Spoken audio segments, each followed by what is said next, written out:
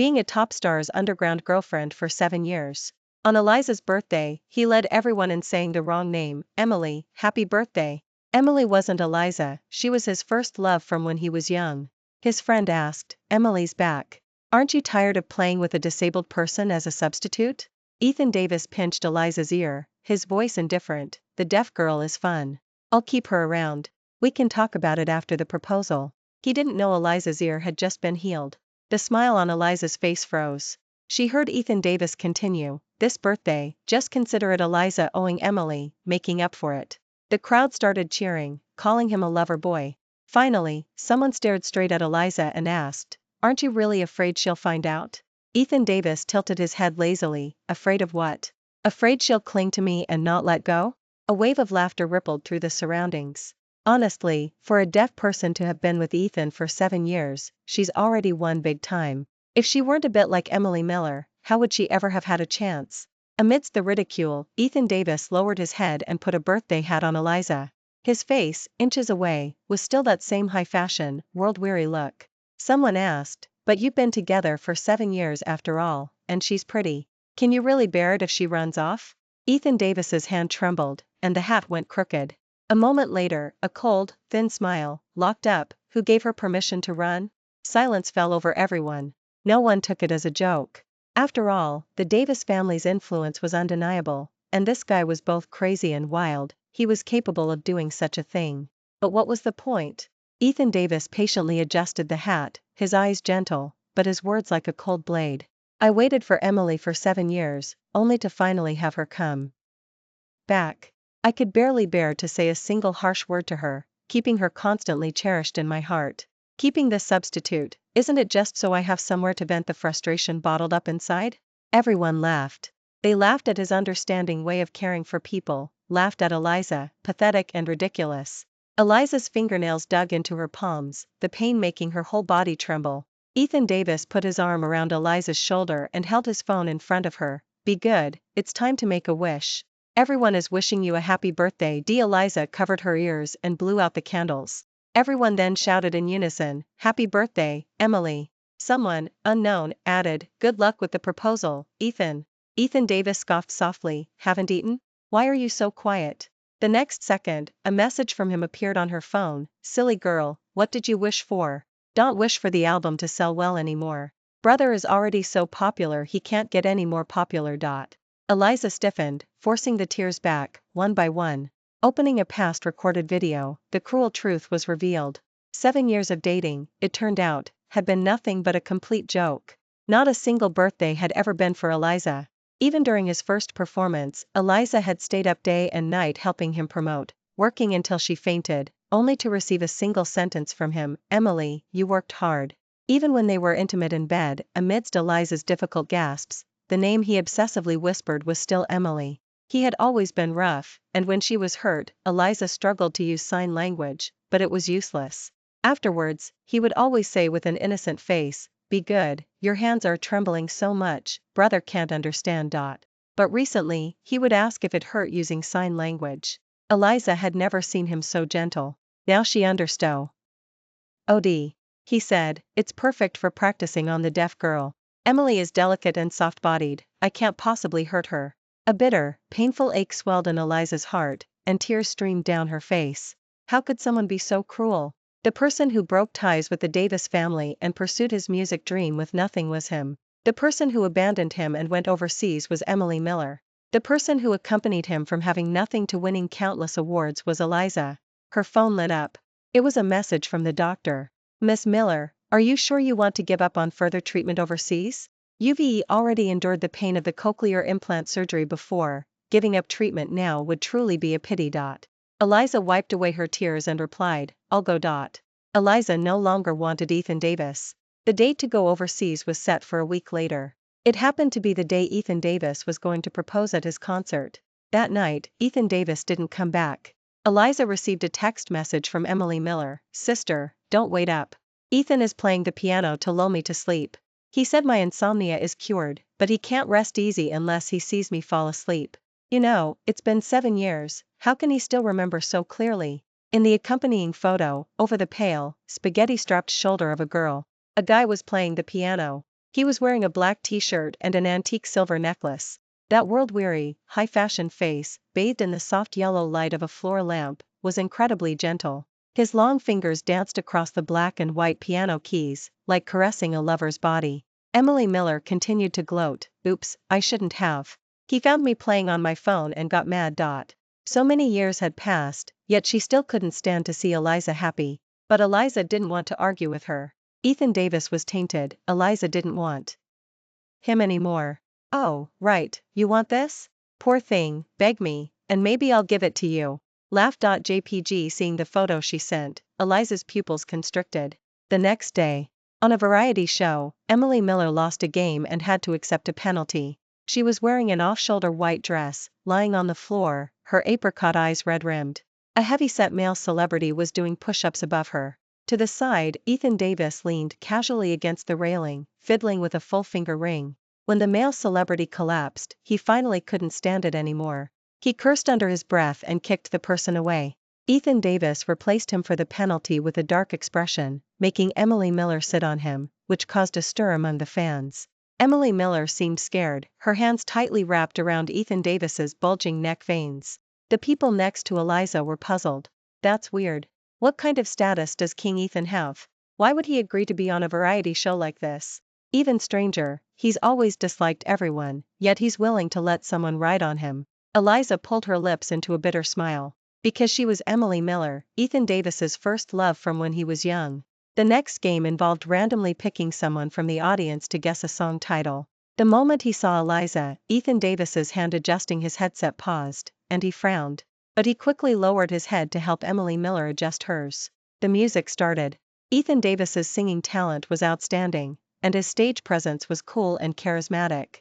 The spotlight shone on his godlike face, triggering waves of screams. When the host asked, Eliza spoke calmly, "Sorry, I can't hear it." The venue erupted in an uproar. This was a song of Ethan Davis's that had recently become popular across the US, winning countless awards. The fans exploded. Does this person have ear problems? Can't even hear such a popular song? Change her. Get off the stage. Get off the stage. Only Ethan Davis was utterly indifferent. With one hand in his pocket, he lifted his phoenix eyes and looked at Eliza coldly. He was angry because Eliza had forgotten her underground status and couldn't be seen. Even more angry that a substitute was parading in front of the real thing. Until a glow stick was thrown at Eliza, the sharp plastic cutting her eyelid, drawing blood. In that instant, Ethan Davis's brows furrowed tightly. He lifted his leg and started to walk over. But Emily Miller grabbed the corner of his shirt. She didn't say anything, just bit her lower lip, and it was enough to make him stop. He forgot about Eliza, curled up in pain among the scattered glow sticks. He gently coaxed Emily, "Don't be afraid, I'm here." After the commotion, Emily Miller went on stage and won the game. Eliza had to accept the penalty and was pushed into the pool. By the edge of the pool, Emily Miller's back was to the cameras, her smile arrogant. 7 years and you couldn't even use it fully, huh? He still loves me. I heard Ethan called you me for 7 years? Eliza looked at her calmly, took out her phone, and typed, "You did it, now give me back my things. The song you just sang, I wrote it in high school. I don't mind tearing off the facade." Emily Miller's face turned green. She sneered through clenched teeth. Suddenly, she grabbed Eliza's hand and pushed her into the water, falling into the pool together. The icy water engulfed Eliza's breath. She thrashed around in panic. Soon, Ethan Davis's anxious voice came through, "Everyone get the hell out of the way. Damn it, why is the pool so deep?" Emily Miller cried, "Ethan, save Eliza first." A strong force yanked Eliza's hand, which was gripping Emily Miller tightly. Ethan Davis roared, "Eliza Miller, let go. Do you want to drag Emily down with you?" The icy water pierced her skin and bones. Her heart grew numb, bit by bit. This time, he didn't mispronounce her name. Eliza suddenly remembered Ethan Davis's first performance. She had been carrying support materials and was tired. She sat in a corner hidden from the light, catching her breath.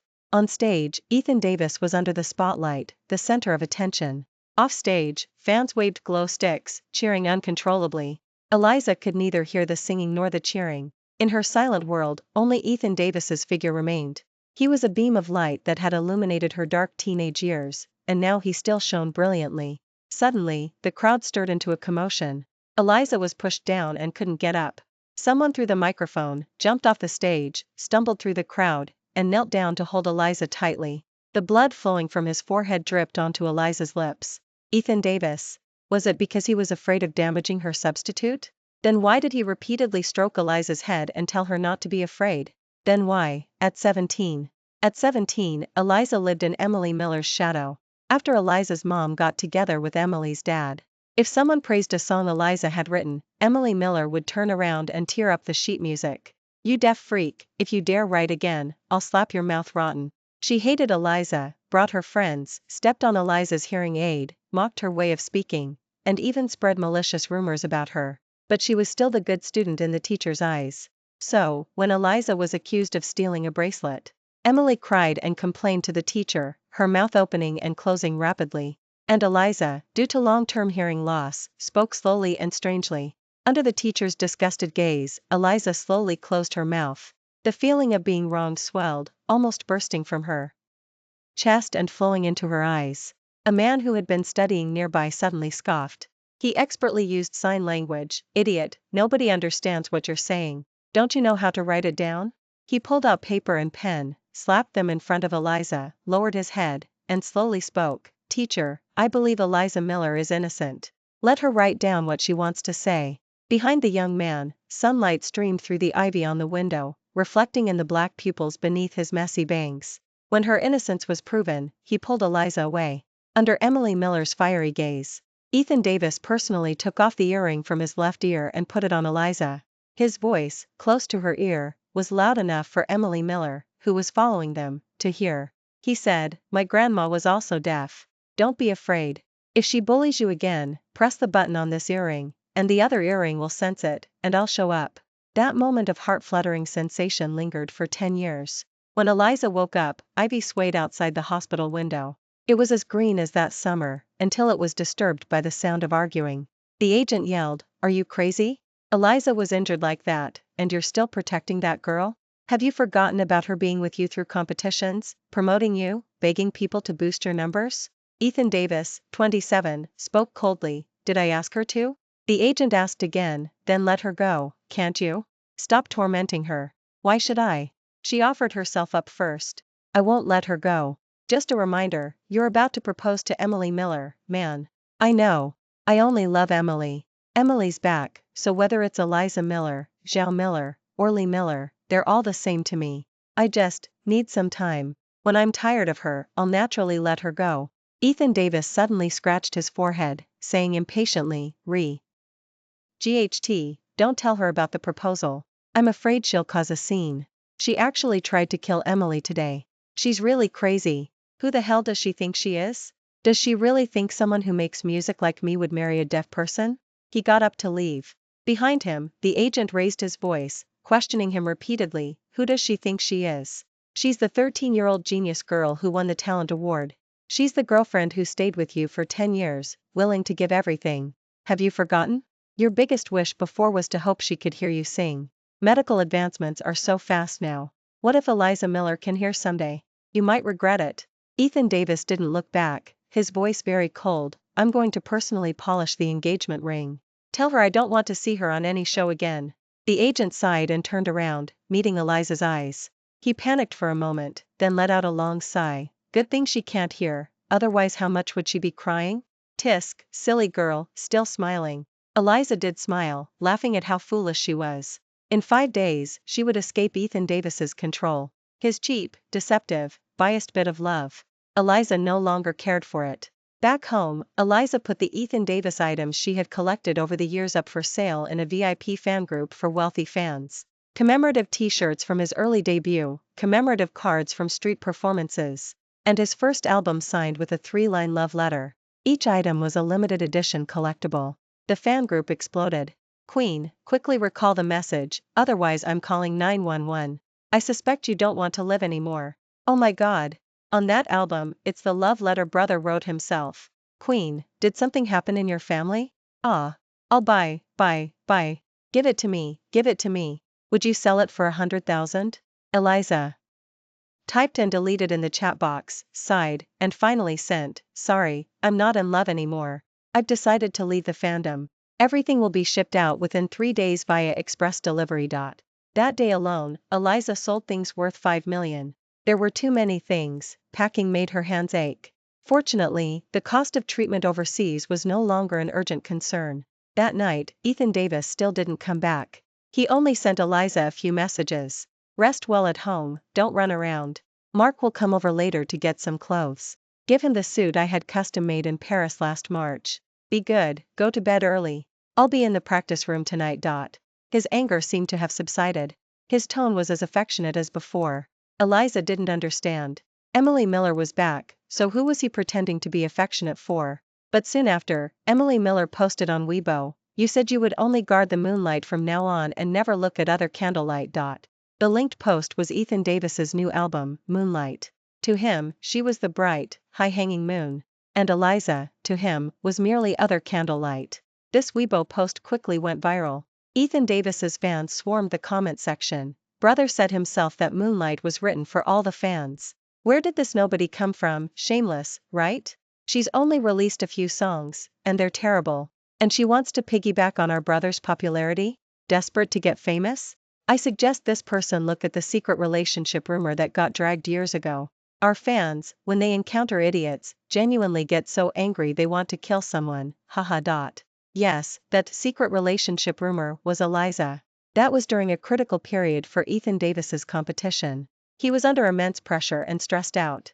Eliza left his house in the middle of the night and was photographed by paparazzi stack ing out. The agent at the time created a group chat with 3 people and suggested portraying Eliza as a secret relationship rumor. Ethan Davis called via video. His usually world-weary cold eyes were red-rimmed, as if he had cried. He used sign language to ask Eliza, "Are you unwilling?"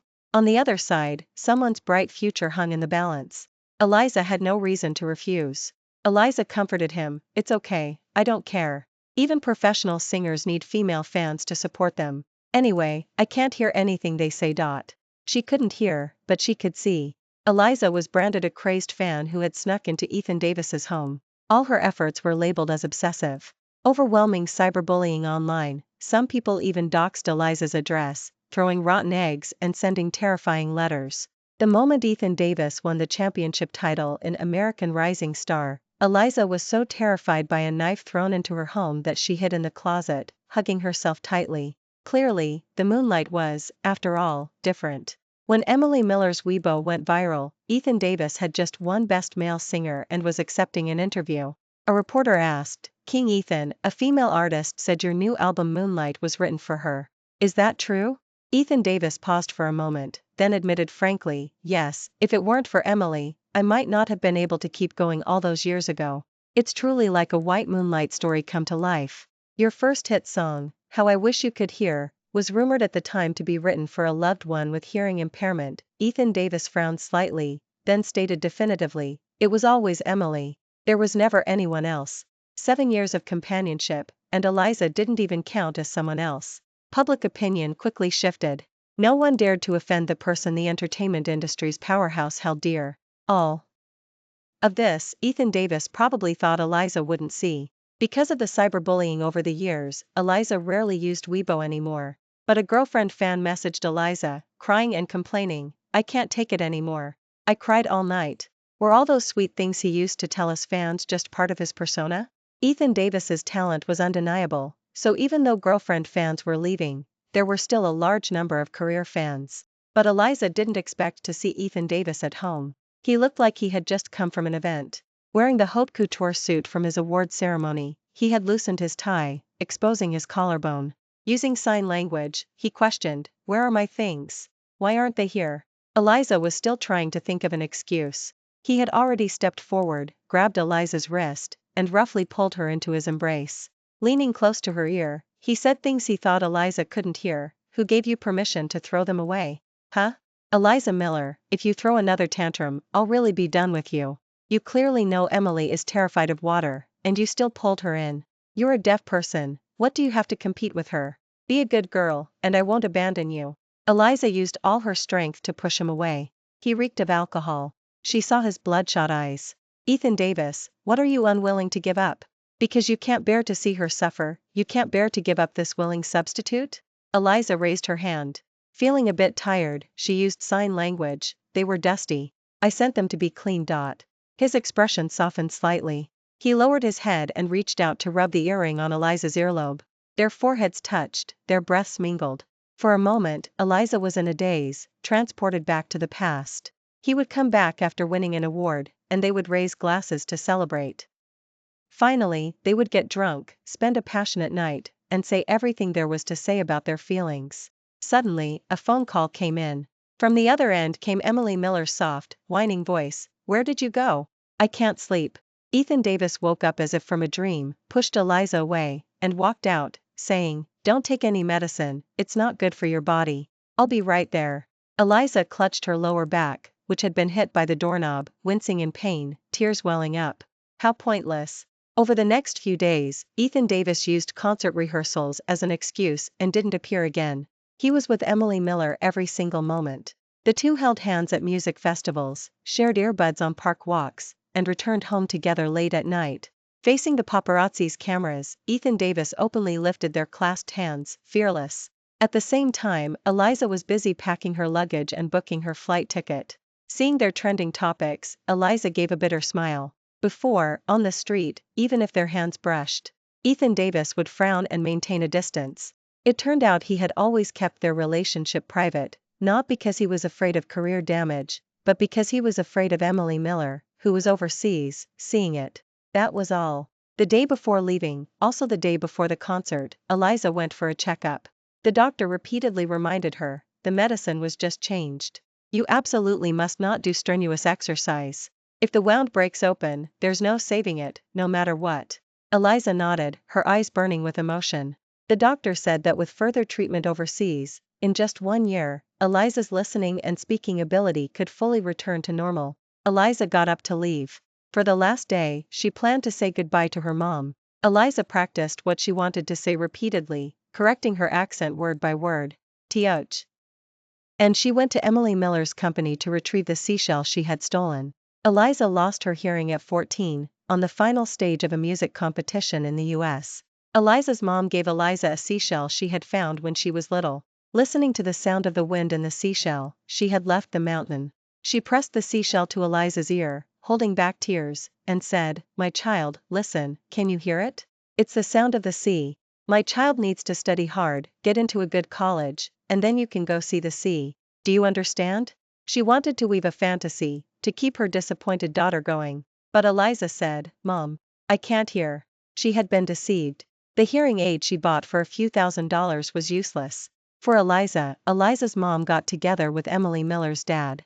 She had no status and lived under someone else's roof. Emily Miller hated Eliza, and even more, she hated Eliza's mom. She would spill the pork rib soup Eliza's mom had painstakingly made, scalding her mom's arms with blisters, then apologize indifferently with a laugh. "Sorry Aunt Carol, my hand slipped." Then she would turn and tell the maid, a prostitute, "Doesn't she see how dirty she is? The pork rib soup smells disgusting, like a whore."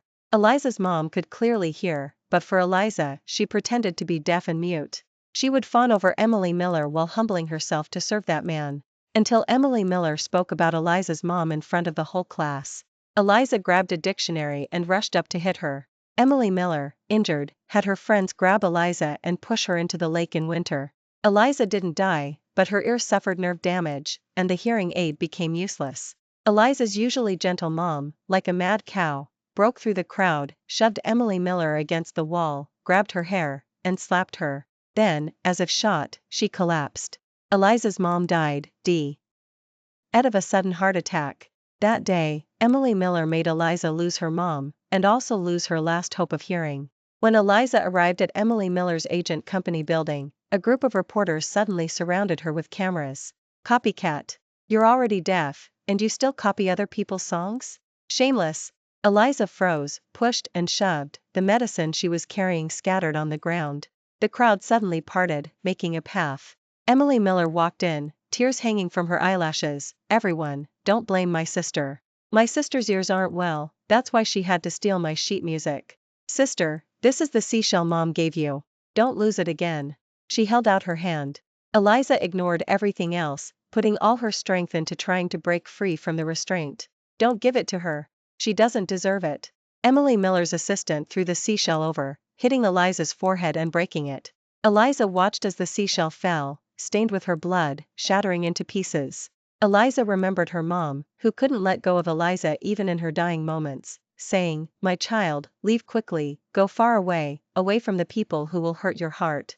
Eliza remembered her mom saying, "My child, you must live. There will definitely be a day when your ears can be healed. Everything your mom wanted to tell you is hidden in the seashell. You must wait for that day." Her ears were healed, she was about to hear, why. Eliza became ruthless, kicking and punching the people around her. As soon as she broke free, she rushed forward and grabbed Emily Miller by the collar. She yelled hysterically, "Give it back. I'm going to hear what Mom said right away. Give it back." Eliza's way of speaking was strange, no one could understand her clearly. They only saw Eliza crying like a lunatic. Close by, Emily Miller's face wore a polite smile. She mouthed silently, "Serves you right." Eliza raised her fist violently, but someone grabbed her wrist. Emily Miller hugged the person next to Eliza, pointed at Eliza, and complained tearfully, "Wha, Ethan, you're finally here. She copied my song and now she wants revenge and wants to kill me." Ethan Davis pulled her into his embrace, his face showing a look of obsessive ruthlessness. "Don't be afraid. I'm here. No one can hurt you." He turned his head, his face full of malice, and froze when he saw Eliza. Using sign language, he asked, "Why are you here? Who hurt you? Did you copy it?" Eliza stared at him, her eyes red, unable to believe he was questioning her. Ethan Davis avoided Eliza's gaze. Facing the reporters behind Eliza, he reprimanded them in a low voice, "Get out, all of you. Whichever media outlet reports this, forget about leaving." The crowd dispersed. Emily Miller clung to Ethan Davis, acting cute. "Ethan, make her apologize. Also, she should give back that earring." Eliza laughed coldly, took off the earring, threw it on the ground, stomped on it hard a few times, and pointed at the pieces. "Emily Miller, if you like stealing things so much, pick this up from under my feet." Ethan Davis's face darkened. He scrutinized Eliza's expression. Behind him, Emily Miller peered out and yelled at Eliza, "What are you so smug about? If I hadn't argued with Ethan back then, he wouldn't have gotten angry and approached you." Eliza looked up at Ethan Davis. His thin lips were pressed together, and he softly hummed in agreement. It turned out, even their initial meeting was merely an episode in someone else's story. The past 10 years had been so absurd, it made Eliza laugh out loud. Eliza laughed as she picked up the seashell from the ground. The next second, Ethan Davis's expression changed. He pushed Emily Miller away. He leaned down and gripped Eliza's shoulders, his voice full of intensity. "Why, you can hear, can't you? It hurts so much." Her injured forehead hurt, her gripped shoulders hurt. Something warm flowed from her ear. "Get out. Don't touch me." Ethan Davis's pupils constricted. His hand trembled as he touched Eliza's earlobe, his voice shaking. "Eliza Miller, your ear is bleeding. Why is it bleeding? Don't close your eyes. Talk." He watched as the blood flowed from Eliza's ear, soaking his hand. He scooped Eliza up in his arms, his voice filled with a panic Eliza couldn't understand. "Quick. To the hospital." When Eliza woke up, she heard the agent Mark's voice. Her ear was almost unsalvageable. "Superstar Ethan, you almost ruined her last hope." Ethan Davis collapsed onto the sofa, laughing like a madman. "She can hear. That's great. She must sit in the best seat at my concert tonight." As he spoke, he hunched over, buried his head in his knees, his voice trembling. "Why didn't she tell me? She wanted to hear my voice so badly. Such an important thing, why didn't she tell me right away?" Mark scoffed mockingly. "Did you forget? You're planning to propose to another girl at the concert tonight. You're so carefree.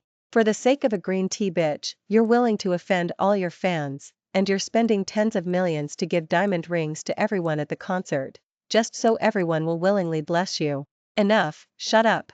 Ethan Davis interrupted him, his eyes red, his breathing ragged. His phone lit up. He picked it up. Mark raised his voice, continuing, "I'm truly impressed. How is Eliza Miller any worse than that green tea bitch?" "I said shut up." Ethan Davis tugged at the silver chain around his neck, his voice becoming colder, bit by bit. "I just promised Emily that I'd pick her up for the venue." He stood up and took off the earring from his right ear. "Give this to her. Tell her not to throw it away again." Mark asked, "Aren't you going to wait? Eliza Miller must want to see you when she wakes up." Ethan Davis didn't answer. He left in a hurry. When Mark brought Ethan Davis back, Eliza had already gotten up and picked up the seashell from the coffee table. Someone had glued it back together. Mark tried to comfort Eliza. Don't cry. Ethan Davis is a bastard, he's not worth it. That's right, he wasn't worth it. Eliza didn't care. Eliza raised her hand to cover her wet eyes and pressed the seashell to her ear. The summer sea breeze whispered against her ear, like repeated gentle calls. Eliza's mom was saying, "My child, hurry, go far, far away, away from the people who will hurt your heart." The concert started smoothly. Ethan Davis looked down and saw Emily Miller sitting in the first row, wearing a pure white dress. He suddenly remembered the high school music room. The girl finished singing a song she had written and said playfully, "If you can play it on the spot, we'll be together." Her talent had amazed him, becoming an obsession he couldn't let go of. But for some reason, he looked at the seat on the far side of the 11th row. That was where Eliza Miller always sat, completely inconspicuous. He remembered his first commercial performance. In a small bar that was about to close down. Customers started causing trouble. That girl, who was usually so quiet, smashed a beer bottle, stared fiercely at the people, and managed to scare them away. He remembered his first concert. She was such a small girl, carrying boxes of support materials, completely exhausted, sitting in the shadows listening to him sing. She couldn't hear, yet she smiled so genuinely. After that, he wrote his hit song, "How I Wish You Could Hear." He suddenly regretted that at this moment, amidst the deafening cheering, hers was missing. During the intermission, he couldn't wait to call Mark. "Is she awake? Tell her, wait for me to come back tonight. Wait for me. I can sing the song from tonight for her. It's the one she wanted to hear most before." The dressing room door was pushed open. "Ethan, let's celebrate early." Emily Miller came in, holding a glass of red wine, her face full of smiles. Ethan Davis hung up the phone and turned his head to look at her from a different perspective. "Don't you know that drinking is bad for your throat?" Emily Miller's smile froze. Ethan Davis stared directly at her. "I heard Eliza Miller's song that you copied. That style, it's very much like hers." Emily Miller's eyes turned red. "Are you doubting me?" After a moment of silence, Ethan Davis's heart softened again. He pulled her into his arms and started humming a song to her. "What song is this? I've never heard you sing it before." Ethan Davis suddenly froze. This was the song she had sung in the music room in high school. In a flash of insight, he realized something. Suddenly terrified, he video called Mark, forcing him to turn on the camera. "Mark, I told you. If she leaves, you're packing your bags and getting out." Seeing the empty bed, Ethan Davis sank onto the sofa, his lips trembling. Emily Miller leaned in and took his arm. "Let her go. She's deliberately trying to ruin your concert." Ethan Davis pushed her away and ran out in a daze. No, Eliza Miller couldn't leave. Not when he had just discovered the truth.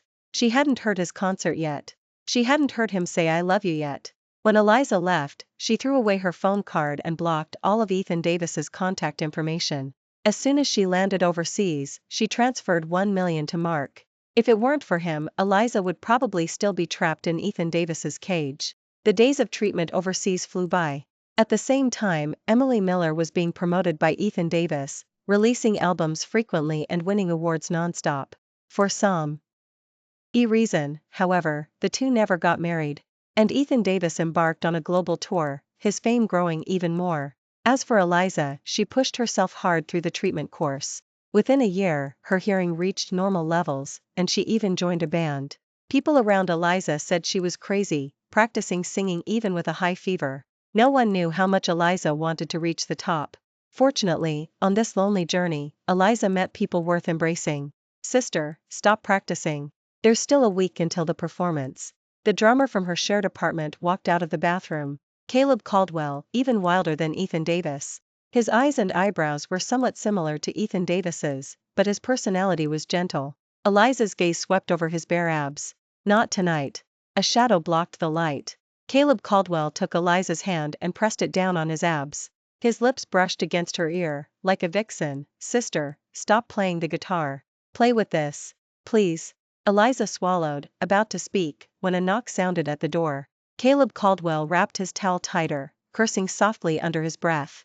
Eliza couldn't help but laugh, and he turned back, planting 2 fierce kisses on her cheek. "I'm looking for Eliza Miller." Eliza's hand paused as she put her guitar on the stand. She turned back abruptly. Ethan Davis, wearing a black hoodie, stood like a statue in the doorway, staring straight at Eliza. After a year of not seeing him, he was much thinner, with dark circles under his eyes.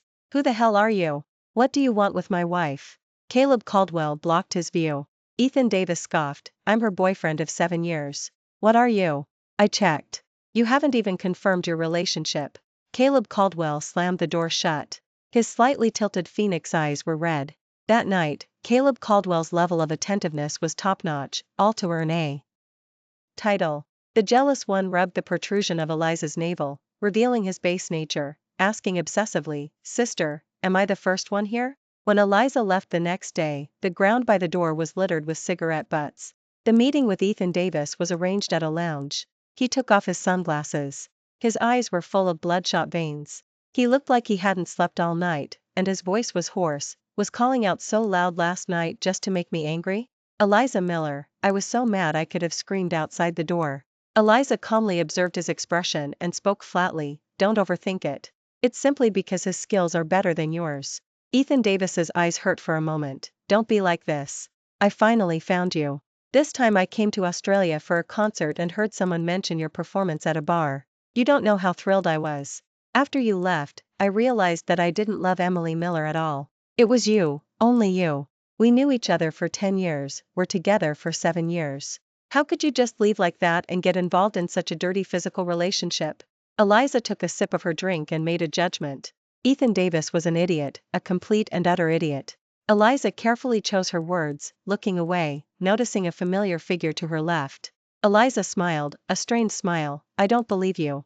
If you loved me, how could you have promoted Emily Miller, knowing how much I hated her? Sensing the hint of past affection in Eliza's words, Ethan Davis relaxed completely and said indifferently, I don't love her. If she didn't look like you, why would I keep her around? I could ruin her career. If you want me to, I could even send her to prison. Clatter. Emily Miller, who had been eavesdropping, dropped her glass. It shattered on the floor. She walked over, tears streaming from her apricot eyes. Ethan Davis, you're joking. Aren't you? You said you loved me. Ethan Davis suddenly grabbed Eliza's hand, intertwined their fingers, and said coldly to Emily Miller, I thought you understood your place. You're just a substitute who happens to look a bit like Eliza Miller. As he spoke, his eyes turned vicious. If you hadn't deceived me, how would I have spent so many years without knowing that the person I truly loved was always Eliza Miller? Emily Miller picked up a glass and threw the drink in Ethan Davis's face. Then you spent a year with me. You're crazy. After the dog-eat-dog farce ended, Eliza left in a rather good mood. A big puppy suddenly attached itself to her, whining. Sister, can I cut off his hand? Although Eliza knew Caleb Caldwell came from a good family, the seriousness in his voice when he said that made her a little scared of what kind of trouble she had gotten herself into. No, I haven't had enough fun yet. As she spoke, Eliza held out her hand, go home and wash up for me. You're covered in dirty things. The puppy hummed and obediently took Eliza's hand. Ethan Davis moved quickly. Within a month, Emily Miller's scandals exploded one after another. First, it was revealed that she had plagiarized songs, then that she had bullied people in high school. Next, something even Ethan Davis probably hadn't expected. During those 7 years overseas, Emily Miller hadn't actually attended the music conservatory. Instead, she had been a rich businessman's mistress. Later, she was discovered by his wife, beaten until she had internal bleeding, and only returned to the US shamefully after paying back all the money. Finally, due to extensive tax evasion and being unable to pay, she was sent to prison. And it just so happened that she was assigned to the same cell as someone she had bullied years ago. And that person, whose psyche had been twisted by Emily Miller's bullying, was a serial killer. Ethan Davis is truly left no room for escape, just as he had done to Eliza back then. 3 months later, Eliza returned to the US. Ethan Davis was dressed up to welcome her, followed by a large group of bodyguards. Reporters from various top media outlets surrounded them. He high-profilely announced his pursuit of Eliza. In the car, Ethan Davis cleared his throat, breaking the silence. You broke up? I told you, kids like that, who aren't even fully grown, are just for fun. They don't take things seriously. Seeing that Eliza didn't respond, he continued to talk to himself. Eliza. As long as you're willing, sorry. Eliza spoke heavily. Ethan Davis, I can't let him go. Eliza turned, reaching out in a daze to trace his eyes and eyebrows, smiling sadly. Your eyes, they look like his. It's a shame you have single eyelids. Eliza lowered her hand and covered her face. He has a pair of charming eyes that are very appealing. I can't forget them. Ethan Davis was silent for a long time. The next day, just as Eliza was about to attempt suicide, he rushed in and actually cried. He pleaded with Eliza, venting his unease, "Don't do this. If you die for him, what about me? What about me?" Then, Ethan Davis disappeared for a month. When they met again, he had had double eyelid surgery. He held Eliza's wrist, stroking the wound, like a student waiting for a teacher's grade, his eyes filled with pain. "Like this, is it more like him? Treat me like him, just don't die." In his pain, Eliza tasted pleasure. So that's how it was. Turning someone into a substitute, wantonly trampling on his affection, watching him sink into boundless devotion for you, not even daring to ask for a promise. It was so gleeful. Eliza's lips twitched. She suppressed the insane smile spreading across her face. "PSH, old man, how come you still don't look like me after plastic surgery?" After Ethan Davis left, Cal. E.B. Caldwell walked out of the bedroom, in his eyes melting into tenderness for Eliza. "Sister, you're getting married, haven't you had enough fun?" Eliza stroked the puppy's hair and said apologetically, "Wait a little longer. I'll come over tonight." "Ethan Davis, you're not hurting enough yet." From then on, Eliza completely treated Ethan Davis as a substitute. On his birthday, Eliza accidentally called him the wrong name, embarrassing him in front of all the guests. He just pulled the corners of his lips into a strained smile. "It's okay. You just need time to move on." Even if he received Eliza's call late at night, hearing Eliza wake up from a nightmare, calling out Caleb Caldwell, even though he was completely drunk, he still ran over a dozen red lights, just to bring Eliza a strawberry cake. It was the kind Caleb Caldwell used to give her. When he got into a car accident, he was covered in blood but still protected the cake in his arms. So, when Ethan Davis received the tuxedo, he straightened up from the hospital bed in delight, wincing in pain but laughing toothily. It was an extremely lavish wedding. Eliza, wearing a haute couture wedding dress, slowly walked towards the man whose eyes were filled with her. Outside the chapel, a gaunt Ethan Davis, looking like a shadow of his former self, rushed in wearing an ill-fitting suit. Bodyguards blocked him. People around him mocked. What clown showed up? This is Caleb Caldwell's wedding. Some low-level entertainment industry nobody dares to cause a scene? Ethan Davis only then realized that even this tuxedo didn't belong to him. Once, Eliza Miller's heart was completely full of him. Now, he didn't even deserve to have his name associated with it.